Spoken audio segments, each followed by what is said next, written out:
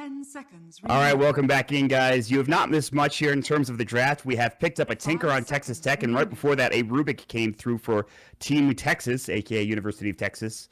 I'll call them the Longhorns, and of course Texas Tech, the Red Raiders. So there's the damage coming out that you talked about for Texas Tech rather. You had the Bane, Jakiro was okay, but they were missing out on that damage, and Tinker provides that in spades between heat-seeking missiles, laser, even March to a certain extent. So now they have that, and they'll be able to maybe burst down this Brewmaster before he can get a split off or before he can get a lot of his abilities, especially if they can get a grip onto him. So I think this is going to be a pretty good damage dealer overall, and just a good hero in general, I think, right now, JJ, despite the fact that they've nerfed him a little bit recently. I just hate Tinker. I hate playing against him. I hate playing with him. I hate everything about the guy. But in all seriousness, Tinker is great. The question of the day is if they can stop any high ground pushes until the Tinker has his eggs. Like if they can delay enough. Right now, I feel like at least the Tinker is gonna like damage, but they don't really care about this. They're gonna ban out a troll warlord, so no real pusher, I guess. Yeah, it's not the worst. I don't know. I'm honestly surprised. I would think, okay, these teams are going to be careful about unequals of high ground. Maybe that's going to be, I mean, Lycan is banned obviously, but there's still a lot of options in the pool about any tower killers. You know, there's still a tiny. What's happening here? Yeah, that's true. Actually, you forget about that hero sometimes. There's just so many heroes that you have to worry about nowadays. It's actually like crazy. And we'll see what they pick up, but you're right in terms of the tower push. Team Texas, they maybe so later with the Razor, Luna, and then Storm Spirit. All right. Yeah, this is kind of interesting here. So Texas Tech, they've got a lot of late game to work with the Luna and the Tinker. They have okay push with the Jakiro, but not really anything else other than that. They have really good team fight like we talked about already. Team Texas, sort of similar. They don't have the best push, but team fight they have in spades, especially with the Storm Spirit and a Brewmaster. They have decent late game with the Storm Spirit. Razor is okay at that point. I don't know. What are you thinking about these drafts as they all come together now? I feel like Team Texas have they have like a bit of a snowballing lineup. They need to get things done early in the game.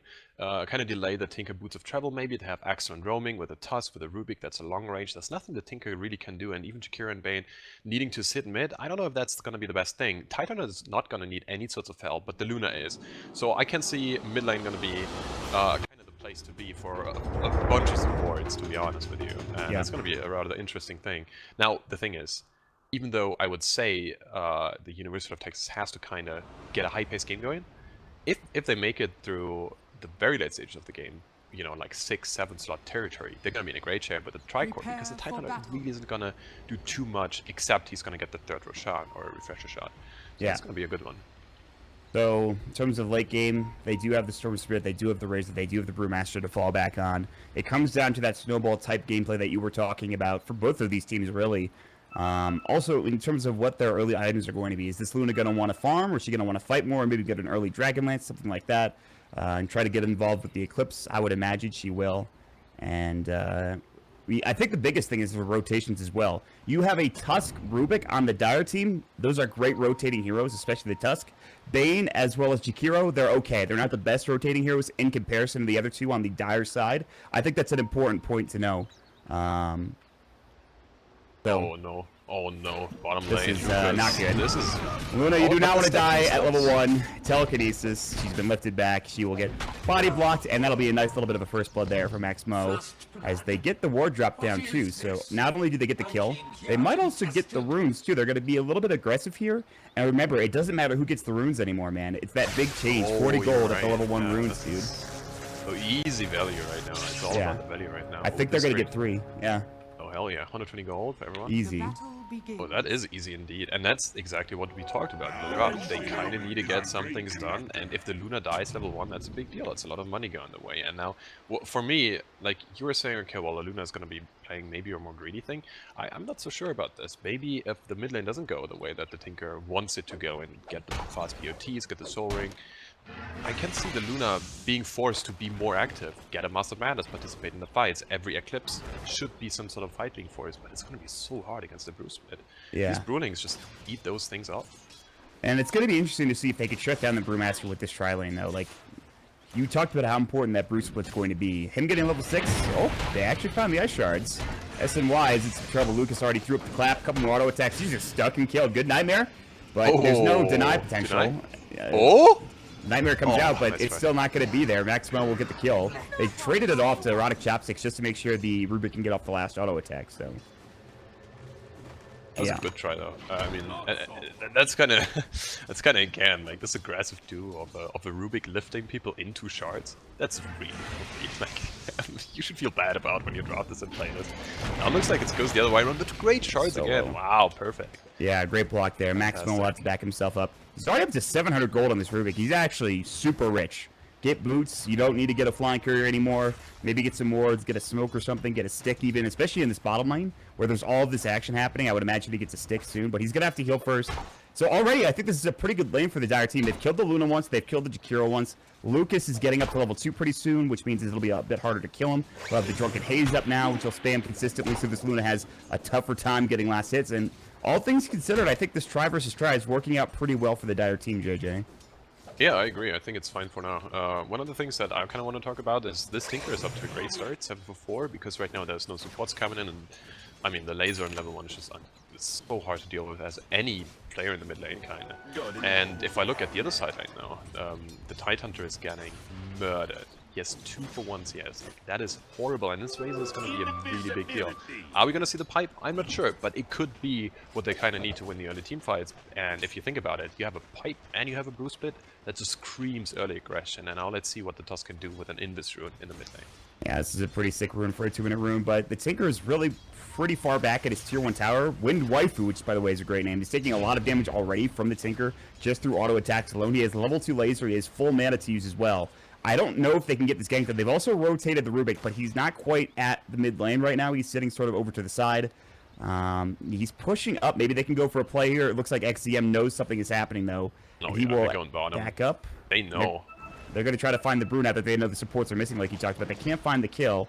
Still watching mid. XCM. Ice Shards misses, and that'll be the end of the gank. So, game is hard indeed, Maximo. That is a bit tough, unfortunately, for you guys. Yeah, it was great play by the Bane. Blake Balance was just running around looking for anyone in the bot lane. He didn't see anyone, and well, if you know that a Brewmaster who was crushing the lane earlier was just playing very defensively, he knows something's up. So, top lane. Oh my god, he's just dead, I This think. Razor, He needs 112 one more. damage. It's like he found That's it. it. Oh my god, the static wave. He hits boots and immediately starts running at the Tide Hunter. He knows the Tide. He has boots, but yes, the Razor is fast as well. He's able to fully static link him. That was a full duration link at level 2. Meanwhile, they're going to try to find something in the mid lane. They have the Jakiro roaming in, but no lockdown. Wind Waifu is able to back himself up. There's the lift. They're going to try to turn this around. They should have Remnant available. Overload proc will go. They need one auto tech. They'll find it. Now they're going to have a snowball coming in. XCM, he's going to use his laser. Doesn't get the kill. It's a double for Wind Waifu. Turning it around, sitting very low in HP. He's going to TP himself home, get his bottle filled back up. And that is 3 quick kills across the board. Again. Is he just diving? 150, 160 damage. Oh my god, he's just slapping this Tide Hunter down. One more hit would have taken him down with a plasma field as well. Wow, this is bad. And meanwhile, the Brewmaster is still getting decent levels. He's level 3. It's not the end of the world at all. Oh, he missed the bounty run though. How unfortunate. Rip. But you know, I mean, they're still up 2k goal. This is a big deal. 4 minutes in, this is a problem. They have to do something. Absolutely right. 4 minutes in with a 2k lead is pretty absurd. And it might just keep getting worse as they get more levels on some of these heroes to start rotating around more with the Rubik and the Tusk. I mean, the Razor is going to have a great time. There's absolutely really no way the Tide can deal with him at this point in the game. Meanwhile, they're going to find the Jakiro. Good body block from Maximo. He's going to look for another Ice Shards coming in from Erotic Chopsticks, which is another great name, by the way. Fable will come out. Blake Balance is here. They'll take the Nightmare off, though, and SNY will get dropped down with a couple of hits from Lucas. That big flail. They'll look for more Blake Balance coming in. They have GG for the Lucid Beam. The Courier will get shielded, though. He will stay alive and actually keeps Blake Balance up for another moment here. Still getting caught down. Ice Shards out of turn. There's the coming in. It's going to be a killing spree for the Rubik, and they're going to turn it to the Luna, who's caught now. He has one charges. He will use them. They need another clap. They need more mana. They just don't have anything. This snowball, he just got enough for it, and they're going to turn and get the kill. The Lucid Beam, a double kill, and a dominating spree for this Rubik, who's having a great time. And that is now a 3k lead. It is 8-0 here at the start of this game. Unbelievable. Alright, it's time to play 709 and stack camps, because there's nothing they can do in the bot lane. They're just getting run it. You have a level 4 Brewmaster. This guy hurts so much. He's gonna be level 5 pretty soon after he gets a stack or two. Oi, oi, oi. I really feel like Tusk and Rubik are doing so well this game, honestly. Yep, absolutely. They're winning all lanes, basically. I mean, you know, you have the Razor, but he's in a favored matchup. You expect him to do very well. Maybe not this well, but this support duo is just doing absolute work. Yeah. Having a 3k lead, almost 4k lead at 6 minutes is rough. They will smoke up again. University of Texas, Team Texas, as it were, the Longhorns, absolutely crushing this early game, and they're looking for more. XCM throws up the laser when Waifu trying to bait, not level 6 yet. Ice Shards will just miss, and they miss out on the gank again here in the mid lane, but no big deal, just making sure they can get some extra farm for Wind Waifu, who is actually ahead of the Tinker by 400 net worth, and of course there's the Razor, and he is quite far ahead of pretty much everybody else. 1,000 for the next closest person on the enemy team, and now he's going to die potentially on the Tidehunter again, who does have level 5, no 6 yet, but it looks like they're going to back off and wait for the wave to push in before they go anything on the Tidehunter here. Also know that Tidehunter obviously in this matchup doesn't pick up Gush, so he's severely limited whenever he does any sort of rotation. Speaking of rotations, the Brewmaster is going to be the target here, and they have to get this kill. This is really important. And he doesn't have a split. Yeah. He's level 5. This should be an easy kill in theory. Where are the TPs? They're not coming Lucent in. Beam. They will use one when he's low. He's got wand charges. The Nightmare comes out, but he's fine. Ice Shards, they're going to turn onto the Bane. They're going to get this kill. They will bring down Lucas though with a Lucent Beam. Maybe they can get the Bane. He actually gets out. Arrive Chopsticks. Too slow to go through with the dual breath coming in from SNY. Brainstab comes in as well. Maximo looking for more, but now starting to get turned on. Here we go. They're going to find not one kill, but 2 potentially if they can get this Rubik, but he's so fast. Oh, he's Arrive fogged. Chopsticks is going to get turned on, and they're going to turn on him instead of get the kill there. Ice Shards come out. Very close to getting the Rubik, which would have been a dominating spree taken back by the Radiant team. But unfortunately, they will lose 2 heroes on University of Texas, and that is a rather big engagement coming in from this Radiant team. Meanwhile, the Razor's just diving people. He's level 8. He is This is jacked. rough. Yeah, he is So, jacked indeed. he's just going to kill him again. He has no Ravage. He has an Oh, ult. he doesn't want to dive at tier 2. He's too low. I mean, he's playing rather aggressively regardless. I can't really fault him for not diving into tier 2 8 minutes in, you know. Yeah. Man, I'm surprised this tier 1 hasn't been taking more damage. He's getting a lot on it now. They're all rotating in. He is in trouble. He'll use the plasma field, try to get into the jungle here in these trees. He's got a TP. He will use his Eye of the Storm. The dual breath will hit, which means he will be slowed down. They can't quite find him. He's going to go for the TP. They have a Nightmare. That should cancel it, and it will. Good attempt from the Razor. That was going to be a tough one to get out of. He does have the static weak and 13 wand charges. Vesterman needs to be careful. They're going to get a kill across the map, by the way. It's 2 dead now. Nobody turning onto SMY. He's so low. Can he get this kill? He will not get 2. But at the very least, he does get the Tidehunter before going down. So even with that 3-man rotation, rather 2-man rotation, it is not enough to bring down the Razor before he gets the kill on the Tidehunter. Stupendous. Yeah, and meanwhile, bottom is a problem right now. There is a level 6 on the Brewmaster. Luna is level 6 as well, but that just doesn't have the same impact at all. And now they're going to try to get something done on the Luna. And if that kill happens, that's a big deal. Yeah, they're going. Leads the way back in the game. Collapse. The Eclipse will come out, the Split will come through just to make sure they can tank it up, and there's going to be Boulder Toss from the Earth Panda. They have more than enough damage from the immolation of the Fire Panda. Getting away with low HP is Erotic Chopsticks, but that's the first split used to great effect, getting a kill on the enemy safe laner. And he was trying to hold it. You saw that. He was splitting very late. He had to split to save save the toss. Or like he tried to at least. And well, you see the Brewlings just being a big problem right now. Yeah, you have the Earth Panda with a stun, but at the same time, he was also doing pulverized damage as well. So this tier 1 is gonna be a big deal to defend. And well, looks like for now there's gonna be rotations, but if they're here, they're not in any other lane. They're not top, and that's a problem as well. Yeah, because they continue to just run at this Tidehunter, or at least his Arcane Boots now, but you talked about this during the draft. You saw this pick with the Tinker and the Luna coming out. You think this is pretty greedy. They're down 5k, yes, but they have some good late-game heroes to fall back on, I would say, JJ. Absolutely, and that's the question, how do they get to the late game? They have a Jakiro who needs a lot more levels to be effective, clearing away with a dual breath. They're gonna have a Tinker who is really annoying. I mean, I honestly hate the hero. March is so annoying to deal with, but you need levels, you need a lot of mana, and meanwhile top lane, by the way, again, this is really ridiculous. I've seen this movie before, but I think he's fine, actually. He's already stolen 112 damage. That's why you need to be careful, buddy. People. I don't know, Travis, like, this, you know, he's just standing there. This I don't is my thing know. now. I don't think I've seen a Razor this big in quite some time, to be honest. I guess it's to be expected. Yeah, I remember Ace playing a Razor, but you know, that's secret. They're like the #1 team in the world, and that's, I guess, also expected. But this Razor is unbelievable. And Huge. yeah, Plasma speaking of field. which, He'll find himself another kill, too. And they just have no he's vision. having a great time. actually take a look at the map right now. There's one ward in the mid lane, Yeah. and that's kind of it. There's not a lot of ways to work around these ganks, and like we mentioned several times now, Rubik and Tusk, that's a very potent combo. Any one of these guys can just kill pretty much anyone with a +1 on the map right now, and that's a problem. But, you know, this Luna is farming, and at a much better pace. The Brewmaster left the lane, he's now in the jungle right now. He does have face boots, he is scary, and he has a brew split up right now. Yeah. But, so far no one died. So we're gonna see what he does. So it's 3-12. By the way, you pointed out that ward. That ward actually, I think, saved a gank onto the Tinker because it was the one ward they had up, and that was where the supports rotated for erotic chopsticks and Maximo. So they will not be able to get a kill onto the Tinker, who is, in terms of what he's getting, he's trying to get to his boots of travel. He's actually not too far away. He'll get Soul Ring after that. So it's not looking that bad. Like you were talking about, the Luna is farming now. She's going to try to get a Mask Mana. She has a huge stack here for her.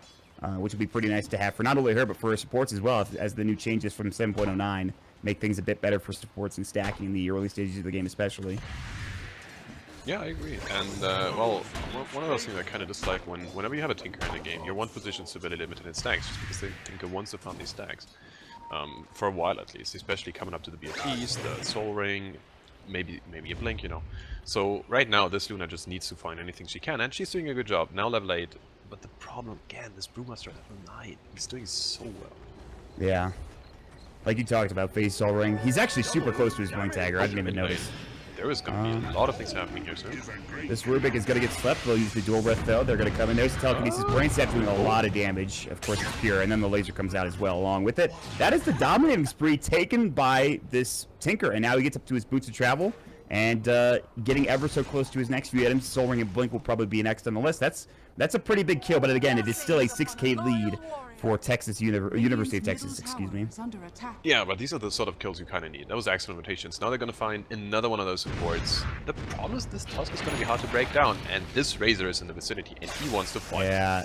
Do you Ravage here? He might just die. He might want to use it, but I don't think they want to chase. Now nobody's coming back in. He's stolen 182 damage. The ball letting in. They've got the Shrine to go, but that's why Ravage comes out. They still get a kill. They got the Fiend's Grip. Razor's about to fall, and he will. Now they'll get the pull from one rifle, but he's out of mana. So is Erotic Chopsticks getting caught down and almost killed. One more auto attack will do the job. They've slept up the Storm Spirit. He's got mana. He has a Regen Rune to work with. He will pop it. That will get him to safety more than likely.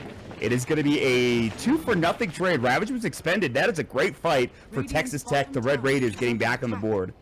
Yeah, great fight there. That was excellent. Everyone had to make it to these fights. You know, you're very much down in this game. You have to TP everyone in. Yeah, this Eclipse was not really the best one because you had, like, what, 6 jungle creeps there?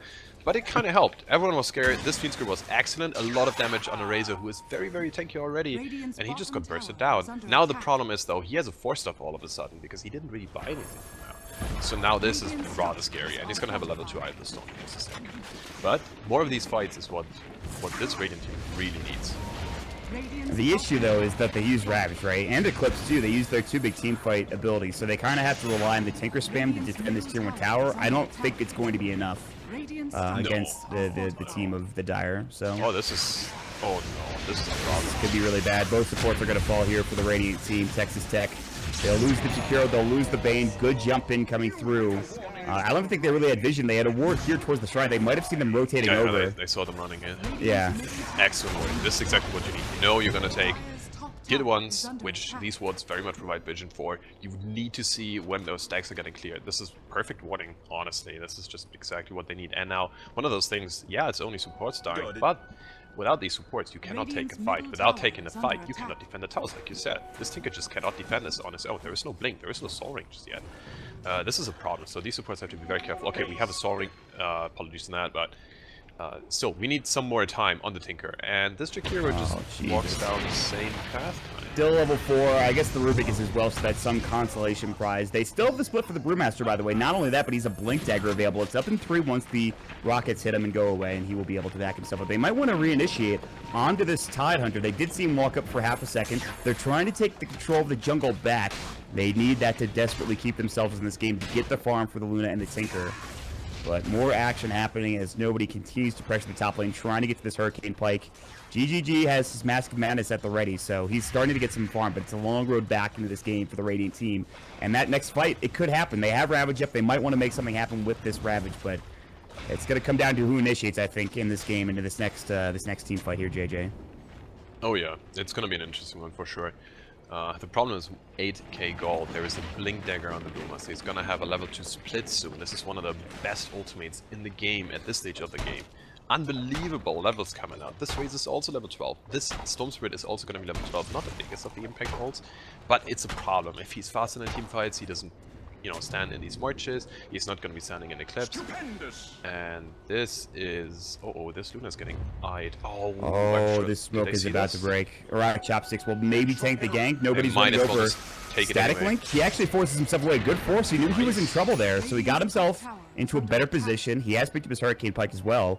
That's a smoke broken. Nothing was used in terms of abilities or items, really. So not the end of the world for either team. You'd like to get something done with that Smoke of Deceit, but now we'll see if University of Texas wants to go back, and they're going to find us and why they miss on the ice shards. And they'll back themselves up and just keep farming the wave. Invisibility. Yeah, we're going to see when... Storm is invis. This could be huge. They have vision. No, they don't have vision on the stack being taken right now in the Ancients, but this Storm might just walk into like a bunch of people and they have no idea this guy is there. He's a double agent. There's a sentry if he walks up this hill. He actually is about to be spotted. Oh, he literally just walked by it. Wow, that's insane. He literally walked by it. He's going to walk up. Oh, there he is. Yeah, they see him now. The Anchor Smash comes in. Now when Waifu knows that he's been spotted, more than likely. Oh, they know. And they're just going to keep walking around. They're going to back up out of the jungle. They don't feel safe here, which makes sense considering how close the Dire teammates are. But again, it's just split pushing. You're going to take the tier 2 tower for nobody, rather easily, in fact. And he's up to 1,100 gold after just getting the Hurricane Pike. But now the good news for the Radiant team, this is what we talked about. The item that you desperately need for a timer in this game is going to be that Blink Dagger. And now he has it. But you are still down 11k gold. You have to have an amazing team fight for the Radiant, and now they're going to get turned on. They have the split available for Lucas. He doesn't use it yet. He will now. Good Nightmare coming in. They want XCM. He's going to get dropped with the Boulder Toss coming in. They'll drop the Macro Pyre. SMY is going to try to fight on his own. The Ice Path misses. The Unstable Current hitting him up. The Ice Shards, one more slap of the whip, and that will be another kill. It's 2 down. They might find a third jump in. The Ravage, good Cyclone coming in. Double kill for nobody, and the Ravage is too little too late. It won't even be used. Bester Man gets caught for telekinesis. He cranks himself off. Not that it matters. They're all dead. 5 down. Nobody gets a triple kill, and great play coming in from Lucas on that Brewmaster. This will lead into, at the very least, a tier 3 tower, JJ. Yeah, this is excellent, and really unfortunate timing there for Texas Tech. They had a Shrine up coming in like 15 seconds. They weren't quite sure if it was ready. With a Shrine, they might have had a chance. This way, it was just absolute bloodbath. They still have the Ravage, so maybe they can do something with that. And those bounties are crazy high right now. They have to be careful to not lose people. Yeah. But they very much conservatively play this out. Very good discipline. 270 HP still on the tower. A lot of teams would have gone for this. This is great play so far from the University of Texas for sure. You're absolutely right about having high bounties. You just don't want to make a mistake at this point. You're up 14k. I mean, 1 or 2 bad team fights puts you in a pretty bad position if you're the Dire, so just back up. You know, get the rest of your abilities back up. Maybe even think about taking Roche because you have such good map control now. The one thing is that they don't have any vision over on the top side of the map for the most part, but they have this lead, and it's a pretty big one at this point. It will be very tough for the Radiant to get back into this game. Oh yeah, absolutely. And one thing I kind of want to talk about is the Tinker. He went Boots of Travel first because he had a rather good time getting the 2,000 gold. But I'm not sure if that's really something that helped him too much. Usually you want to get the Boots of Travel to TP around the map, get a bit of farm, defend your towers. But the problem is he couldn't really do that. He was so outgunned because this brew was so big and you had Tusk and a Rubik with long-range initiation that he couldn't really defend his own towers. Top lane got basically mowed down by a Razor who got, you know, very much farmed in the lane. Yeah. So I wonder if it wouldn't have been a bit better to just get a Soul Ring and delay the BOTs just a bit to get this extra bit of farm and kind of to ramp up. Because we see the Tinker can do quite a bit of damage, in fact. He does have all the tools that he needs, he just couldn't quite get it in time, you know. So we're gonna see if he can catch up. But I'm just not a fan of BOTs before a Soul Ring. Yeah, that's something that is pretty tricky in terms of the Tinker build. You like to have the bottle, obviously, but getting the Soul Ring give you that extra bit of mana for farming potential certainly could have helped him. In general, though, I think just the standard of 5 manning for this Dire team for the University of Texas is what really put him, you know, back, I would say, because he just can't take these fights. He can't split push as much as he would like to. They haven't taken any tier 1, so he can't, you know, be like up in the top lane or the bottom lane and the side lanes just split pushing. It's not as easy to do that anymore. And so now they will have to watch, potentially, as they lose Roshan. They will find that the Storm Spirit is bottom, but there is a ward that has spotted the movements into this Roche pit. If they want to contest, they've got Ravage, but they need to move over there now, and they're not really moving in that fast of a fashion.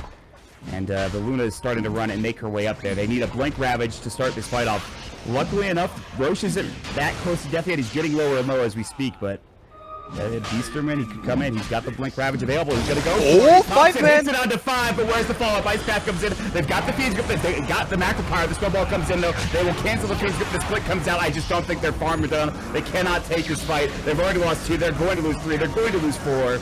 And just knowing that you can take a 5-man Ravage and still win the fight without losing a single hero, that means you know you are behind at this point. And there it is. GG is called. University of Texas, an absolutely outstanding effort here in the first game of AVGL.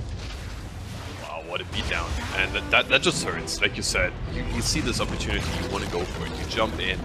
And there is 4 people on this one team that are ready for it. And without the Tinker, you just don't quite have the damage. And that's what happens when you are down like 50k. But honestly, at this point, you have to go for it. Okay. Yeah, I mean, you have to take that fight. And you had a great Ravage, but it's just...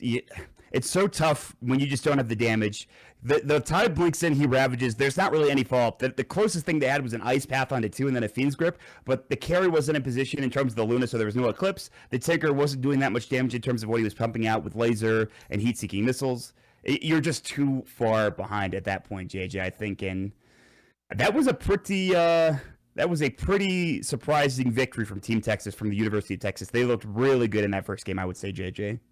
Yeah, for sure. I mean, they played their lineup, right? We talked about it in the draft. There is a very strong roaming combo. There is going to be a lot of stuff happening around the map with these supports. And they played that. Their supports won this game. And it was fantastic. It was just very well played. A lot of restraint, not going for any overextension. Sure, I mean, this Razor was diving tier 1s and tier 2s. But you know, he was a Razor. He was like 4 levels up. So I think it was really nice. I can't wait for game 2. Yeah, game 2 should be interesting. We'll see if Texas Tech can get back into it and even the series up and go to a game 3. In the meantime, we'll take a quick break. But before we do, want to shout out to our sponsors, of course, Respawn Gaming. Respawn is a leading gaming furniture company that makes quality products at an accessible price point for all gamers. So definitely check them out. I'm actually using a Respawn chair, as you can see right there. So definitely check it out. So that's going to do it for game 1. We'll take a quick break. Game number 2 right around the corner. Stick around, guys. We'll be right back.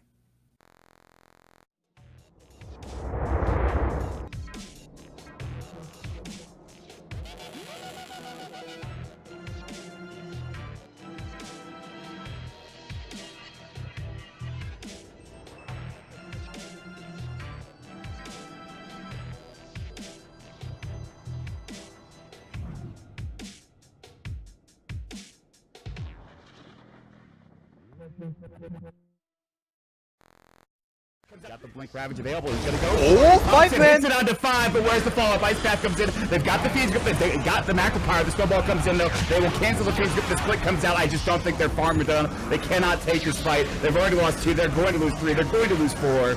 And just knowing that you can take a 5-man Ravage and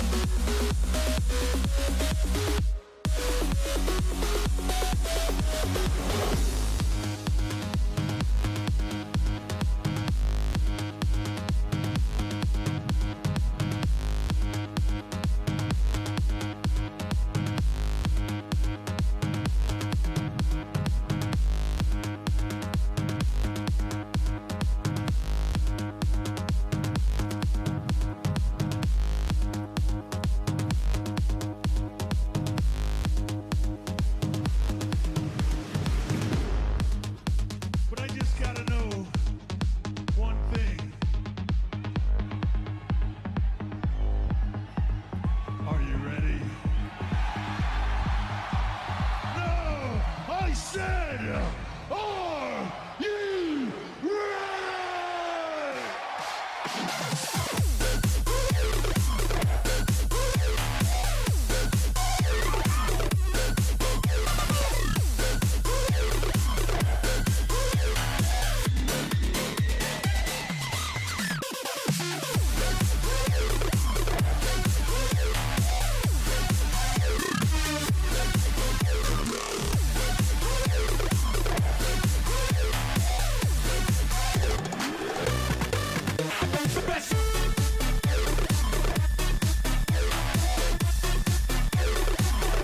are you ready?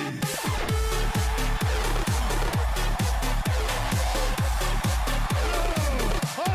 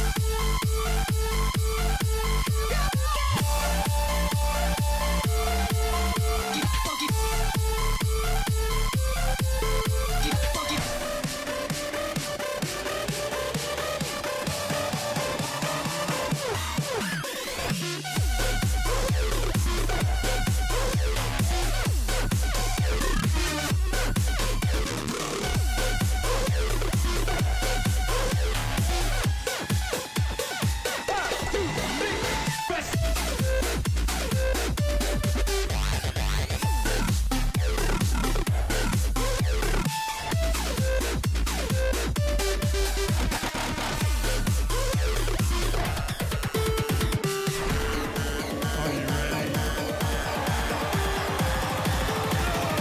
I said, are you ready?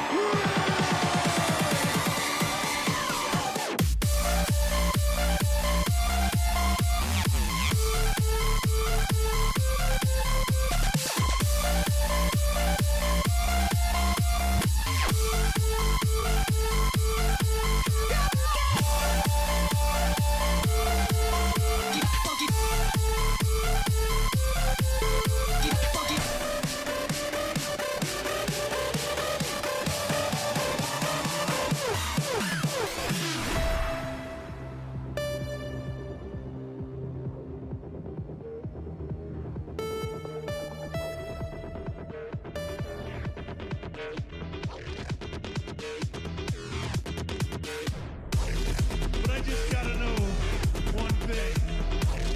Are you ready? No!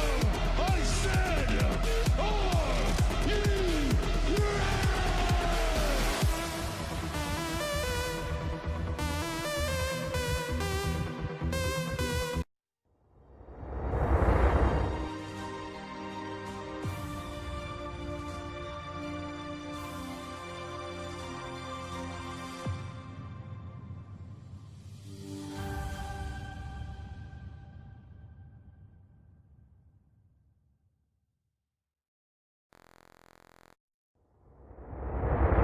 All right, ladies and gentlemen, welcome back into the first day of action for the AVGL Collegiate Dota 2 League. We are here with game number 2 between Team Texas, also known as University of Texas Austin, versus Texas Tech, of course, the Red Raiders. They are down 0-1 in this particular series. We are going to get right into the drafts and get underway here as Team Texas, well, JJ, they looked pretty dominant, I would say, in that first game of the best-of-3 series. Yes, Travis, they did. And look at this ban. There's a first ban Brewmaster. They're like, all right, you know what? Our safe lane has to be safe. And look at these bans. This is... Oh yeah, this doesn't really tell us confidence, but at the same time, it's smart. I mean, you just lost the game because of this Tusk and a Brewmaster, and I don't think you're gonna see a Rubik ban soon because the hero doesn't really warrant it. But man, this is a good start. I kind of like it. So you're basically telling University of Texas, look guys, if you can play other stuff, show us. It gives them the opportunity to show something else off and maybe something less 5-man centric. That's how they won the last game for Team Texas. They had a 5-man draft. Texas Tech did not really. They had some good heroes later on into the game. The Luna never really got online. It was just kind of an issue in terms of timing. The Tinker didn't have enough time to get online and get his Ags or his other big items, so it became a big issue. And now with Texas Tech taking out the Brewmaster, maybe things get a bit easier for them. They won't have first pick, but they will have the second 2 picks to go for and see what they want to pick up. The Lycan is still available in terms of strong heroes that are in the pool right now. Naga's been banned, obviously. Kunko will be taken out, interestingly enough. So if Team Texas want to go for a first overall pick, the Lycan, they can, but maybe they want to go for something more support-centric. I'm not sure what's still available that's godlike. It is the Lycan. Okay, I was right. Excellent. Sure. Easy. I mean, it kind of... I was, for a second, I was like, why is Wyvern banned? But yeah, I mean, makes perfect sense. You pick the Lycan because you don't want to have him blow up himself or all of the wolves. Right. And let's see. Okay, so if you can't beat him, you join him. You pick a Razor. And a strong lane support. So this is basically a 180 right now from the side of Texas Tech. I like it a lot more. You have to secure your lanes. You kind of have to get going. We just saw it. Texas University could play a tempo lineup. They won their lanes pretty hard, and then they 5-med basically at minute 8. Yeah. And that was just too much of a tempo play. And now you have a Rasta. You know, you have this option to kind of delay. You have some AO clear. This is looking a lot more conservative. Yeah, I think so too. I'm not sold on Rasta in terms of just general as a support hero because of the changes. I mean, they were some pretty big nerfs to him at 7.08. Like, they kind of destroyed him a little bit. I think they increased the Ether Shot cooldown. Shackle damage, I think, was changed as well. Let's see here. Actually, you can check this. I wish we had this inclined for spectators, right? I know. I was thinking if you play it, thing. you have it. Yeah, if you're in the draft screen, you have the exactly. differences, and we're just sitting here I think. Come on, Valve. This. Yeah, I'm actually Valve's pretty busy, sure though. we could fix this, but yeah, we'll see. It was increased the shot cooldown from 8 to 14 seconds. Obviously, it goes down back to 8 at level 4, but it's still, pretty significant change for the early laning phase. Then reduced Shackle's total damage by 60 at the first level. And, of course, it's the same at the max level. But, again, the early laning stage where the Rust used to dominate with Shackle damage, with Ether Shock, and having a lot of good burst is now just gone. You have a bit of a longer cooldown to work with, so I think Shadow Shaman, despite the changes, I think he's still probably a fine hero despite the nerfs that hit him pretty hard. But he's going to have to deal with a Nyx Assassin now roaming around.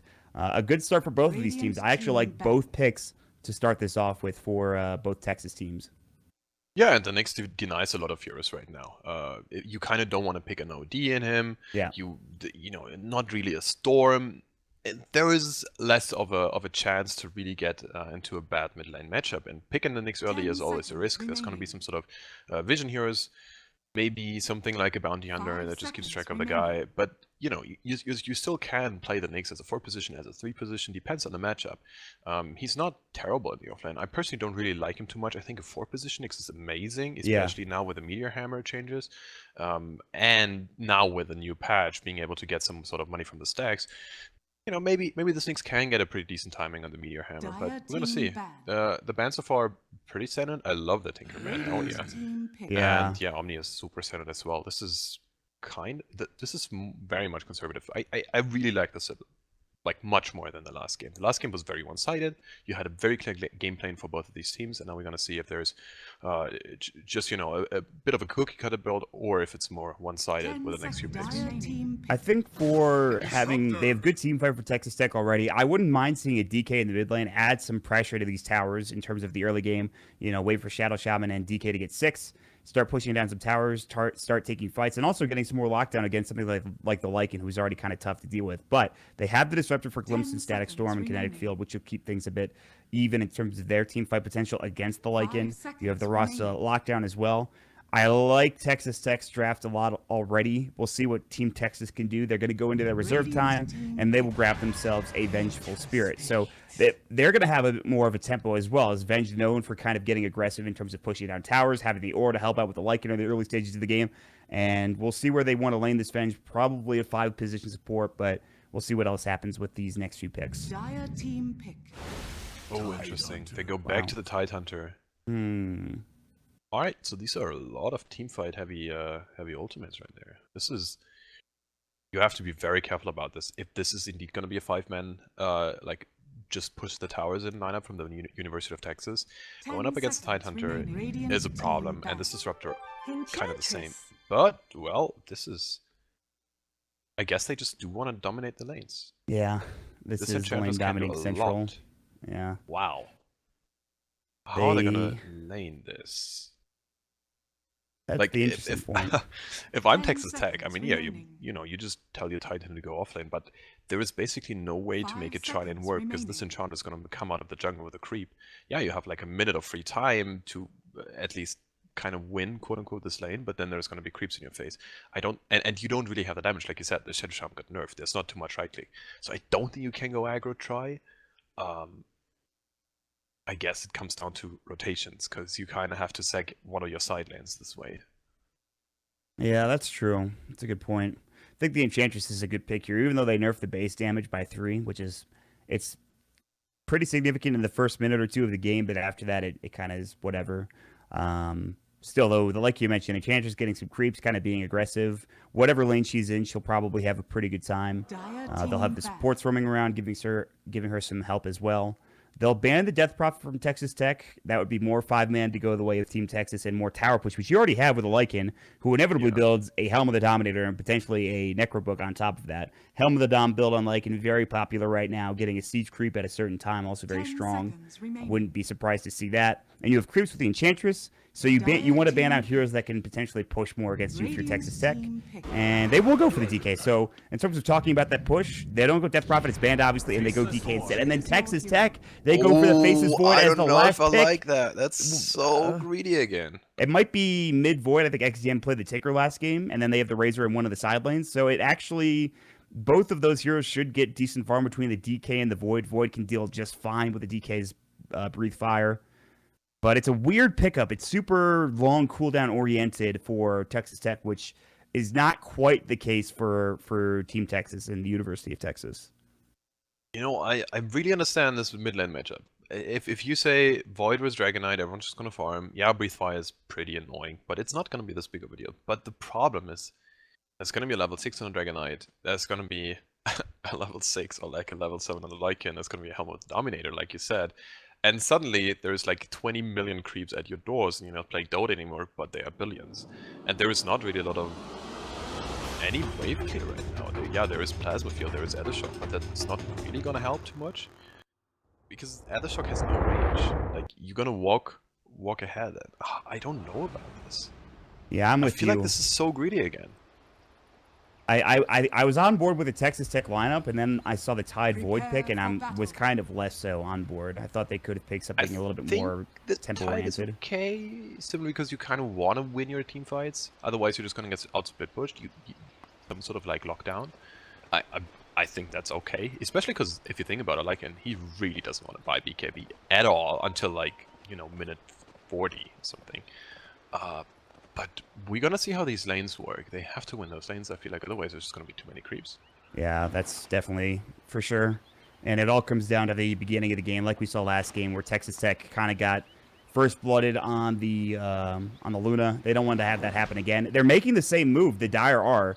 Team Texas are sitting here. They're going to see Beaster Man, and they're going to go for him. They've got a magic missile to start things off. The Impale to follow through. They have some pretty good damage, and they're going to come in with the DK. Will he skill Breathe Fire? They're going to get the last hit for him. Wow, he doesn't even need to skill Breathe Fire. He just gets one auto attack, gets it done. That is first blood, and they're going to try to take this Broom, but actually they're going to turn it around. Magic missile will come in, but Lucas is in trouble. Nature's Dependence actually might keep him alive. The Time Walk, it's not going to be enough. They're going to look for Maximo instead. They won't get the triple boundary. The Shackles will come out. They will lose the Vengeful that's Spirit. fine. It's better than Lucas going down in this situation at the very least. I mean, he was they dead almost anyway. got him, though.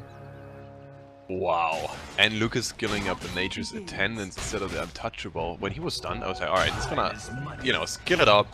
He's gonna be fine. But instead, going for the more greedy way and getting rewarded. This is a problem again. Now, let's see what happens in this bot lane again. We saw it last game. Kind of the whole action was in the bot lane. And we're gonna see it again here. This is... Yeah, Shackles on level 1 just don't do anything anymore, actually. Yeah, alright. they don't do anything. And also, he had a Clarity running, too. That's gone. Lucas is thinking about taking the creep wave, couldn't quite get there. I think as the Shackles came out, that's why he used them, I'm pretty sure. No, I Make think sure it he was can pull the wave because back. of the block. XEM blocked really well. Yeah. So the time was like half a second off. It was actually very small. So instead of having all the support start bottom for the Dire team, they're going to head top and give nobody a good matchup, or at least try to get him off to a really good start. He's level 1 Feral Impulse. He'll get Howl a little bit later, maybe to help out the bottom lane, get some extra damage. They have the Nyx Assassin rotating down here, so right now it's just dual lanes for this Dire team. The Radiant, they have the defensive tri-lane. They want to make sure this Sword gets off to a fast start. It makes sense. And we'll see if they can't find some help for Blake Balance later into the game. Oh, the courier. Oh, yo, yo. I kind of like this, actually. If you think about it, you have your Lycan save lane. He's one of your tempo cores. If you think how Fierce plays the Lycan, he's not going to be the guy who's farming the most, especially with a Dragon Knight in your team. Maybe, you know, the DK is the guy taking the stacks with a splash, but he's the guy enabling and creating space. So you want to secure a good matchup for the Lycan. Sure, you know, Feral Impulse has a lot of HP regen when you get the second point in it, but you have this Anchor Smash, so you can't really get too many last hits and CS. If you have the VS there, that's a different story. The bench is going to provide a lot of support. And if you think about the bot lane right now, yeah, you're sacking an Enchantress and a Nyx, but these guys are inherently tanky, inherently durable, and they can, yeah, kind of work with a lot of these things, especially the Enchantress once there's going to be any sort of creeps there. I like this decision a lot, actually. I think Lucas now at level 2 should get the enchant ready. They can start applying pressure potentially in the bottom lane if they want to. Like you mentioned, nobody shouldn't get that much CS if he was alone against the Tidehunter. With the Venge's help, he should be fine. He's up to 11 last hits as it is now, which is a few CS ahead of the Void at this point, which is pretty solid. DK having a good time. Actually, 8 last hits to the 5 of the Razor. Despite Razor having static link, he could just breathe fire. And once he gets his Soul Ring especially, this lane gets a little bit more difficult for the Razor to try and stop the DK from farming. And here, you can see how this first blood comes into play, right? This Dragon Knight had boots very early on. He can just outrun the Razor static link, and without this first blood, it would have been a different story. This Razor would have just crushed the DK, or at least broke kind of even, you know? So right now, this is kind of going rather well again. So, yeah, there has to be some sort of changes or any sort of rotations, but they're kind of getting some pulse going here. Let's see how much they can work this jungle, actually. Because I think this is how they get back to the game. Oh, this Ensnare, Impale. I don't know if they have enough damage. He has Kinetic Field. They've got the Shackles. Erotic Chopsticks is an Impale on 10. That's not going to help. XEM, they'll pop the Nature's Attendance. Lucas is going to try to turn. Shackles are down for 2 seconds. He's still level 1. Lucas going to try to fight this, but they've got the Troll there. They've got plenty of damage from Erotic Chopsticks. The Troll still has an Ensnare. They might use it. XEM does try to jump away. I don't think they're going to keep going here, but this is just 2 heroes against 3 down to the bottom lane. They find another route. He has no Time Walk for 16. He does, however, have a Salve and 2 Tangos to work with at the very least, but a lot of harass already being provided down in this bottom lane. And I love this movement. Erotic Chopsticks on his Nyx. He knows, okay, we just got a kill. There is no way we're going to contest. With a Troll in the lane, with Avenge level 4, she even holds the skill point. She doesn't really know what to do because this lane is like fine anyway right now for her.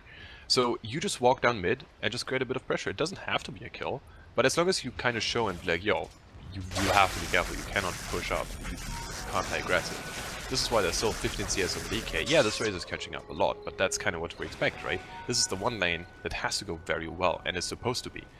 So yeah, it's going as expected, even after the first blood, but just slowing down the Razor at any point is a very big deal because he's going to be the guy who puts them back in the game, who's going to win your mid-game team fights, or even like, let's say 10 minutes early mid-game team fights, which really are going to make or break the game. I mean, we saw what happened with the Razor in the last game. Obviously, it's a side lane Razor. It's a bit different. But the amount of pressure he applied to the Tidehunter was pretty significant. Now he's trying to do the same to the DK, this time on the opposite team. But it's a pretty good start. Yeah, he is pretty speedy at this point. The DK does have a Soul Ring, but he keeps getting static linked. He loses 110 damage. Yeah, he has 2 points of the Dragon Blood, which is great, but he actually is going to stack. He's not going to sit in lane. He's not going to try to get some of these creeps here. He will try to get an Ancient stack for himself, or whoever a little bit later into the game, maybe for the Lycan to help out as well. I mean, he loses 2 CS. I think that's totally fine. He's gonna take 2 with the Breathe Fire here. So that's okay. Oh, the bench? No, that's missed. Wave of Terror missed, unfortunately. Yeah. But again, like, let's see. I'm really more curious about this bot lane right now. Yeah. These side lanes, if you win 2 lanes, yeah, this race is gonna be a problem, but meanwhile bot lane. Oh, nice the stomp. And Pale comes out, though, onto 2, which was nice. He comes back. SMY still taking a lot of damage. There's the Spike Carapace. SMY, Shackles will come in. They will get this kill in the next at the very least, but it's a 1-for-1 trade. Lucas still, I think, has his nature to 10. It's back up in 10. He has wand charges. He's on Intreads now, doing a lot of damage. Beasterman going to fall and give a double kill away, but the time lock proc, that was a huge time lock proc, getting XCM a double kill. And that is probably worth it. Getting a double kill for your Faceless Void, absolutely fantastic, and keeping this Enchantress a little bit down in the dumps after that fight. Yeah, you need that. At the same time, however, look at this top lane, and this is one of those crucial moments. If you can get a Helm of the Dominator by 5 minutes, you get the double siege creep. Yeah. And he has the Howl up, 3 points in it, 3 points up in the Feral Impulse. He does not really give a shit about any sorts of harass. And you have a level 4 Titan Hunter, so this tower is going to be in a lot of work. Let's see if there's any mutations coming in. There is no TP cooldown on the Disruptor. There's no TP at all on the Shadow Shaman, so it looks like this tower might just not be long for this world. Oh, that's just going to be at least like 50% of this HP gone. You need to be careful. You don't want to lose these double siege creeps. He's going to lose one of them potentially, but he has at least the other to work with. He'll mic the other one back now, yeah. Perfect. Good stuff. But yeah, you're right. That helping the Dominator at like 5 minutes, getting that double siege creep is huge. And it will help him at least apply a little bit of damage. Meanwhile, bottom, they found the Shadow Shaman. Vengeance rotated in. Erotic Chopsticks has an Illusion Rune to work with as well. Lucas is in the meantime in the lane trying to get some more damage and get up to level 6. He's very close, and then Impetus starts coming out, and that's a lot of damage to deal with. And this Void is level 5. He's working on Chrono himself. He's going to go for the Battle Fury build, which in this game is maybe a bit greedy. If you lose your towers, all of a sudden you just get run at. You don't have that like early stat item, for example, that you could have like maybe an SMY or something to keep you survivable. Meanwhile, they're going to find the Impale. Shackles get canceled. They've got the Magic Missile. They'll get the kill easily. They're looking for more Beasterman. They've got the enchant to come back. Impale is back up at 6. They just need one more auto attack and should get the job. No, he's solo. 3 HP. He gets out. XCM. They've got the stun with the time lock. Maximo getting turned on by the Razor, and they'll give the kill to XCM, getting a hit. That'll be a killing spree for him. So very good turn. They could have gotten the Disruptor, but he narrowly escapes with his life. Had Lucas had his level 6, that's probably a kill and maybe more, but no such luck there. You know, thinking more about this Void Battle Fury, I think you wouldn't have picked this Void if you would have went for another build. It's like, yeah, we know it's greedy, for sure, but we're gonna show you that we can hold this until this Void comes along. I don't know. I mean, that is very risky, but I feel like, well, you kind of all in a way, you know? Just as much as this DK. Oh, speaking of DK. He's fine. He's fine. There's no boots on the Rasa. He is so slow. Yeah. Okay, but anyway, like, I mean, you know, I kind of like it because it's already so greedy, so you might as well just go with a Battle Fury and just hit all these creeps, but... Oh, he's gonna be so low HP, Travis. He's just gonna cleave down some Necrobook minions, and he's gonna be half HP. Yeah. And there's already a lot of damage on this team. Nobody's getting kind of ganked. There's a haste rune from Disruptor. He's got the kinetic field. They have Ravage. Nobody's pretty tanky, all things considered. Now they're rotating in the Rasa. Shackle's not there in time. He was so close. He was maybe a half step away from getting the Shackle locked down and potentially into a Ravage and into a kill. But that won't happen. He'll head back into the jungle. He'll get a couple of bounty runes for himself. And I love the Hellbear Smasher moving at that fast Lycan move speed. It's so fun to watch. He's rolling, man. It's great. I wish there would be like an animation like the Pangolier just rolling. Like, yeah. This guy is so quick. But yeah, I mean, we saw it. Level 3 supports is a problem. This Disruptor did not have level 2 glimpse. He just ran away, and now let's see what the Void does, because he's in some deep trouble. They'll TP in the Rasta, but again, like you mentioned, he's level 3. They get off the Shackles. Lucas has the Impetus. They've got the Chronosphere to come out. XCM's going to try to get away from the Impetus, and he goes on the other side of the Chrono. They've got the usage of that Spike Carapace, and the Impale keeps Erotic Chopsticks alive. Here comes the TP. They might have to Ravage for this. It won't hit under Erotic Chopsticks. His TP completes. They will lose only the Venge for that Ravage. The Lycan is rotated down. He's actually going to get glimpsed back. This could be huge. He has no Shapeshift. The Impetus will come in, but nobody. He's got 10 stick charges. He'll need to use them. He's going to get shackled up, and it looks like they will find 2 kills. The Lycan getting a little bit too greedy and too aggressive, and that will turn into a very big pickup for the 4 heroes down in the bottom lane. Yeah, fantastic. This is exactly the kind of trade you need. Yeah, they're rotating out the Razor, and you know, you look at this mid-tier 1 and it's half HP, but still, like, you need these kills. You need to slow down this momentum. And speaking of the Razor, he's just walking down without static recover. Oh, he still has static recover. He might be dead. Dragon Tail, is there enough damage? They have a brief fire. It's going to be close. The static link comes out.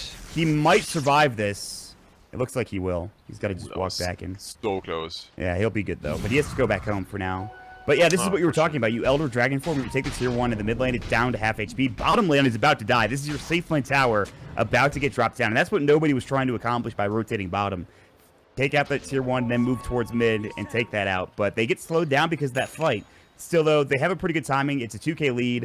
It's only 10.5 minutes, and they're about to get all of the tier 1. So still pretty good news for the Dire. And for the Radiant, Battle Fury is getting pretty close for XZM, and like you mentioned, they really need to rely on this Faceless Void to hold this game and get him farmed. I think it's going to be pretty big. Yeah, it's going to be an interesting thing for the Void as well, to check the talent on the level 10. 20 damage or plus 8 strength. I am not sure if he wants to take the damage in this sort of situation, where you kind of need just a little bit of extra HP to survive against the Necro, which is going to be coming up pretty soon. I like it. But there it is. By the way, once again, we see this time an enchant, not a Helm of the Dominator on a siege creep. This is so nasty. This is so hard to deal with. You have 2 options to do this, and ooh, there you go. They're gonna fight. Erotic Chopsticks. He's got the Spike Carapace. He'll throw up the Impale onto 1. Beastman needs to be careful. There's the Impetus. He doesn't have a Static Storm. The Shapeshift will come through.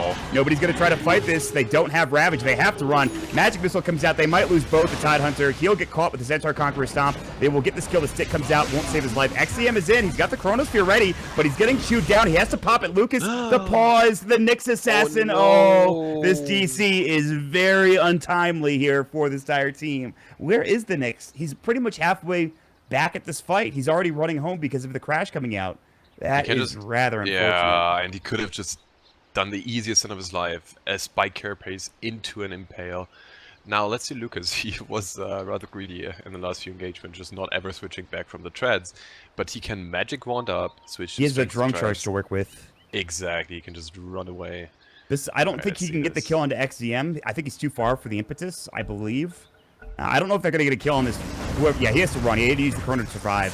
Lucas is going to get Plasma Fielded, but the Spike Carapace comes. They've got the Impale. They missed it. The Magic Missile will come out still. A lot of damage being done. They have a Centaur Conqueror Stomp at 3. The Wave of Terror is there, but they won't be able to find the kill. So they get the tie, but they could have gotten a lot more out of that. But while this is all happening, the Siege Creeps are just going to work, JJ. This Tier 2 tower is going to fall one way or the other, and it will be the Dire getting it. And in the meantime, they take the Tier 1 mid, Wind Waifu working on the Tier 2, and just like that, they get about 3 to 4K from that one fight alone, even though they only kill the Tidehunter.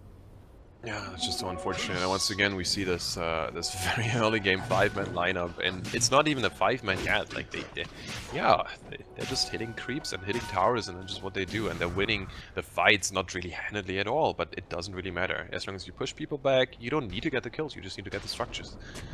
I feel kind of scared going into this mid game. This DK is just looking so hot. He's gonna have a Shadow Blade soon, not going for the armlet.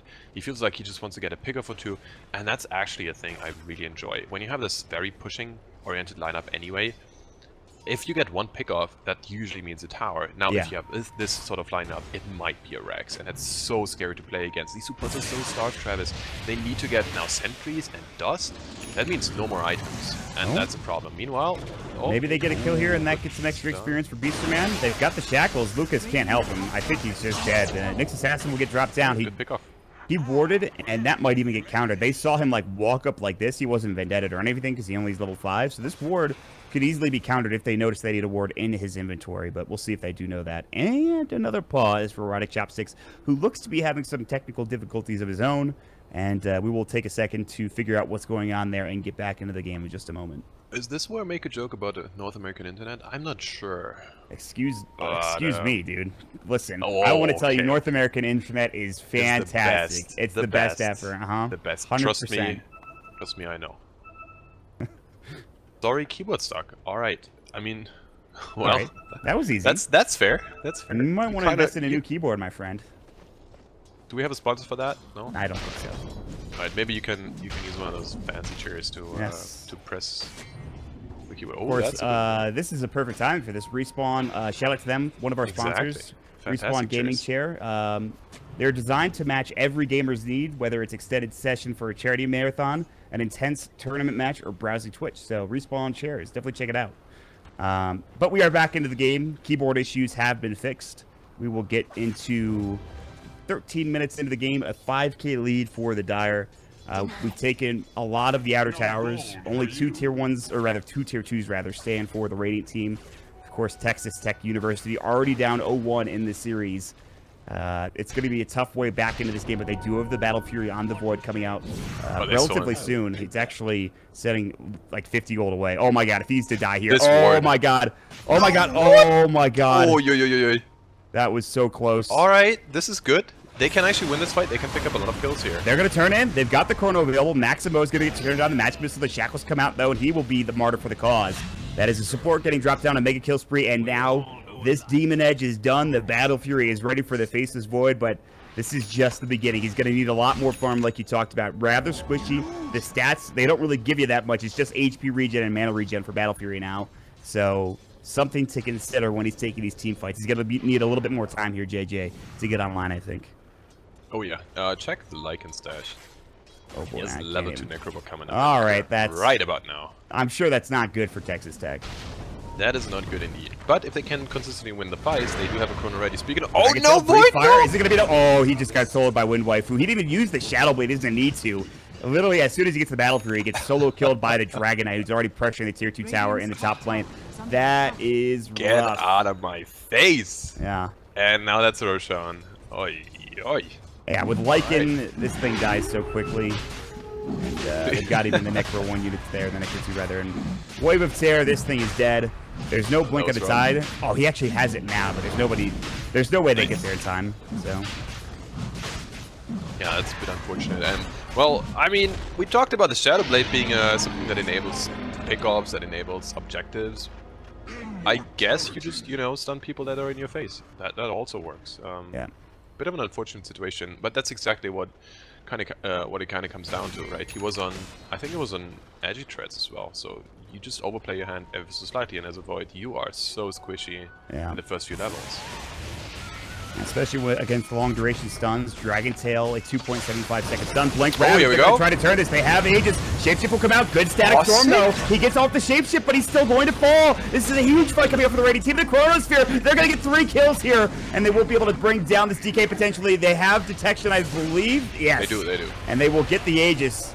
And I think he's going to die twice. In fact, I'm almost sure of it. That's 3 dead kinetic field coming out. Great blink reveal from this Tide Hunter, and they turned it around. That's 3 big kills, including 2 of the big cores on the Dire team. And that should at least be 1,000 gold going the way of the Radiant. It's 2,000 gold and 620 gold lost by the Dire. And it's going to be more if they lose this tier 1 tower as well. Just like that. That's all they needed. That one big initiation from the Tide Hunter. Blake Bounce coming up big. And the team following his every move, getting that follow-up kill with Faceless Void. Yeah, this is exactly what they needed. Break this one massive put that's coming at you all the time. But they still have to win this fight. Get this tower, get back. Glimpse, Impale. Oh my god, XCM just avoided with a time walk. Statically comes out now. Blake Bounce shipping back in. He's got to use the Anchor Smash. They get the Shackles off as well. Enchantress swapped out. He's fine with the Kinetic Field, keeping them in place. Blake Bounce still looking for a gush. He'll find it. Maximo looking for more. They have a Magic Missile backup ready to go. They're going to try to bring down the Time Hunter. They've turned it around. Now the Impale coming up. They need more damage out of the Razor. He's only stolen 70. He's going to get dropped. The Impetus doing too much damage for Lucas, who now is a Dragonlance. They want to keep chasing. They have the Impale up in 6 seconds. They've got Enchant. They will use it. Beaster Man. He will fall. The Impetus bombs from downtown. A double kill for Lucas, who is now on a killing spree. And just like that, Team Texas, aka the University of Texas, turn it right around and will turn this into a tier, maybe 2, maybe 3 tower. We'll see if they want to go mid. It's going to be tough. Oh right. no, the catapult. Lol. There's a catapult waiting to be used, but you know what? Who cares? You It's got fine. so much first. Look at this. Look at this, yeah. This is one of the highest DPS. This is only thing Necro I've 2, by the ever way. seen. Necro 2, Enchant Crepes, Wolves. You've got the DK doing plenty of damage. They don't want to buy back in the Razor. He's up in 5. They're going to lose the melee racks. Maybe you back up here if you're University of Texas. They're still going to work. They're trying to find XEM. The impetus will come through, but he'll time walk himself away. Blake Balance has got his Ravage up in 18 seconds. They need to be careful. The impetus comes through. They will get the kill on the Shadow Shaman. Static will go only like 63 damage. Shapeshift, is it back up yet? It is. It's ready to go. They're going to try to take the full set of racks, looking for a chrono. They dust him up. The time walk comes in. They've got the time dilation. Wind Waifu trying to fight, but he's going to get stunned up by the time walk bash. Kinetic field is there. Where's the static storm? It's up, ready to go. They will pop the chronosphere. It's onto 2 on the edge. That's pretty good, but they will lose the Razor. The swap comes out as well. Not enough damage. Good Ravage hits onto all 5. The static storm. The follow up, but the kinetic field is too late. They'll lose the Venge, but that is it. Erotic Chopsticks is getting low, but it's still going to walk away from the fight. Meanwhile, the Tidal is going to get dropped down. The Void is going to get stunned. He's next. They've lost 2. They're about to lose a 3rd here if the Disruptor doesn't get himself out of trouble, which he will, but this is going to be a dieback. The Razor's going to fall. He's dead for 64. Now the Ross is on the run. They should be able to find him with the Dragon Tail, and they will get the kill. It will be a double for Wind Waifu, and that is a back-breaking fight for Texas Tech. They've already lost their 1 set of racks mid, and they're now going to lose a tier 3 and a lot more, perhaps, JJ as well. Oh, that was so rough. It looked rather good for a second there. This re-engage was something that I didn't expect at all, but then there was no kinetic field on the static storm, no real combo. They just had no one to deal the damage, and, well, yeah, your Lycan is dead, but these Necrobook minions are still just destroying it. Look at this, those rags. Oh, this is rough. Oh, this hurts so much. Oh, Glimpse maybe.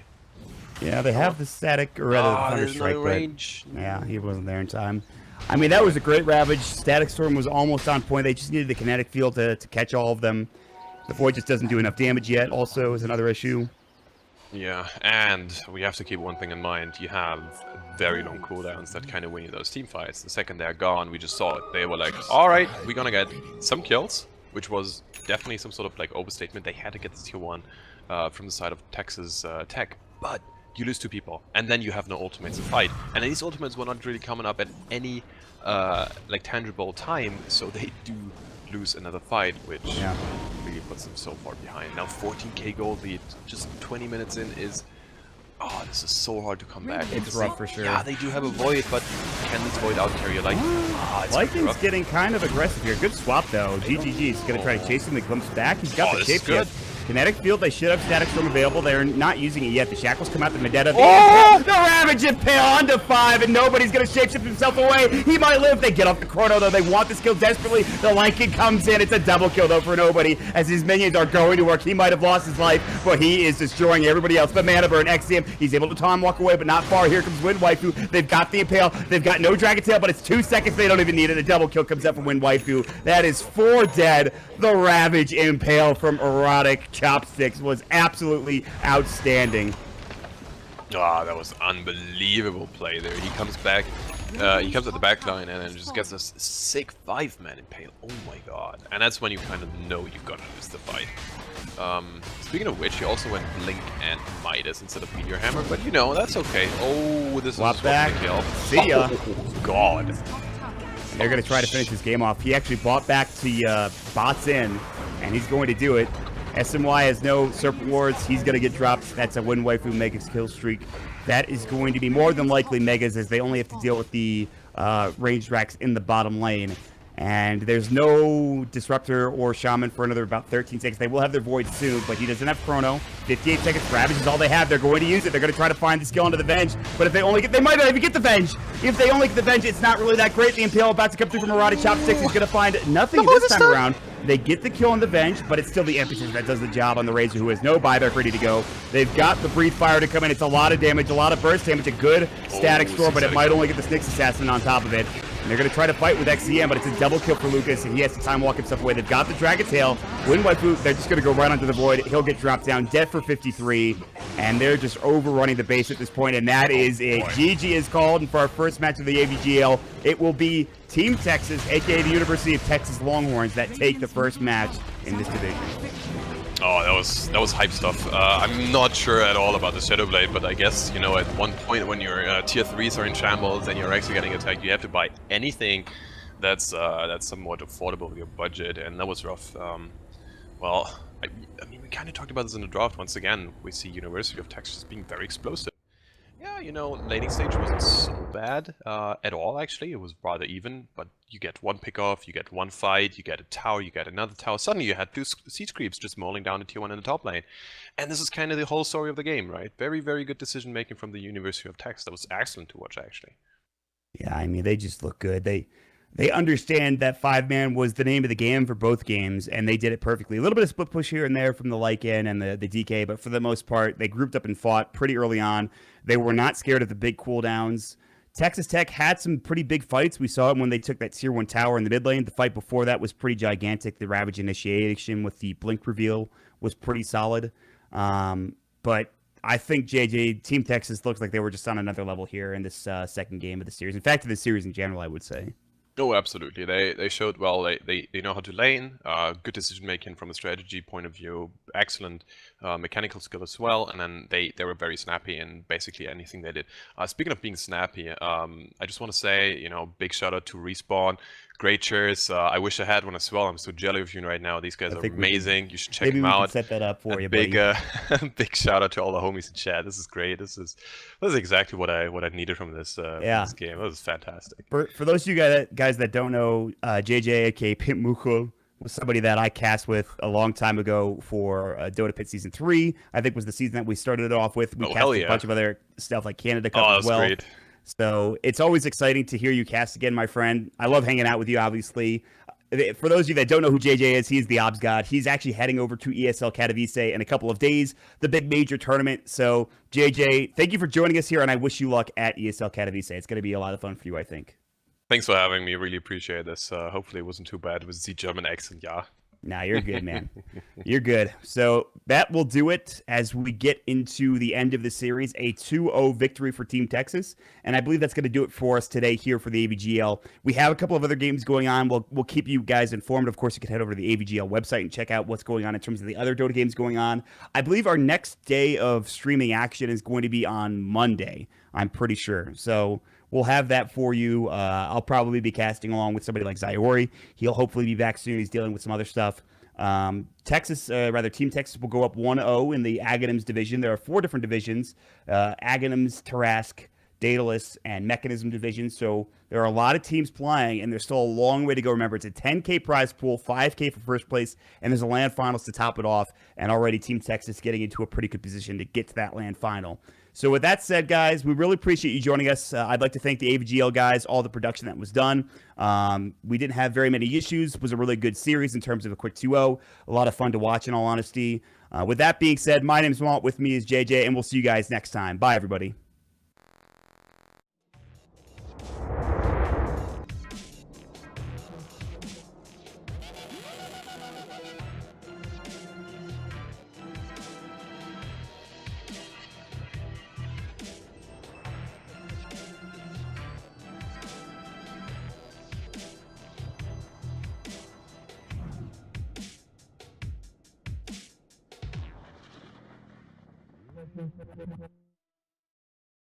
Himself away. He might live. They get off the corner, though. They want this kill desperately. The Lycan comes in. It's a double kill, though, for nobody, as his minions are going to work. He might have lost his life, but he is destroying everybody else. But Mana Burn, Exium, he's able to Tom walk away, but not far. Here comes Wind Waifu. They've got the Impale. They've got no Dragon Tail, but it's 2 seconds. They don't even need it. A double kill comes up from Wind Waifu.